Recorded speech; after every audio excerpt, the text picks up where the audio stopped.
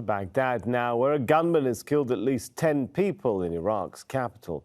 The shooting happened near a protest site in Khilani Square in central Baghdad. It comes on a day when Iraq's top Shia cleric called for a new prime minister to be chosen without foreign interference, and the US imposed sanctions on 4 Iraqis over human rights abuses and corruption. The sanctions target people linked with Iran-backed militia groups. Simona Fulton is in Baghdad. She says the incident is an unusual escalation of violence.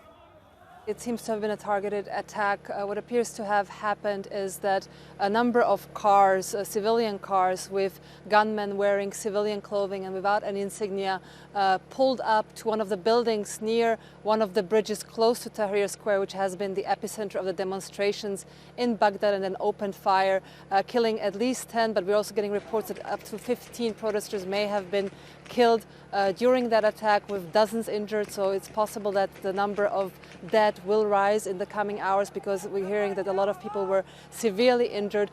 These gunmen then moved on to burn some of the tents and mattresses that were inside that building, which protesters had used to camp out. And then the violence moved in direction of Tahrir Square.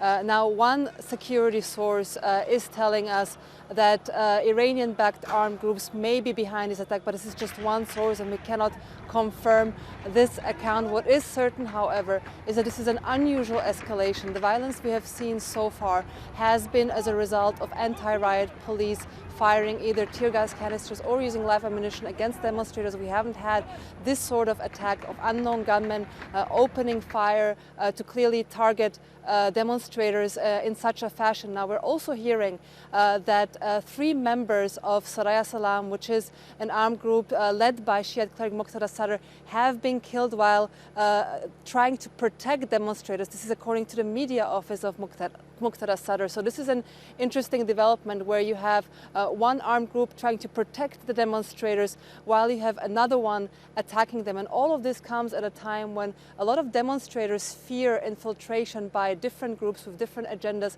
trying to basically hijack these protests to pursue their own objectives. So the situation remains very tense. We do hear that the violence has subsided over the past hour. There are still some sounds of gunshots coming from the direction of Tahrir Square, but the situation seems to have de-escalated a little bit over the past hour.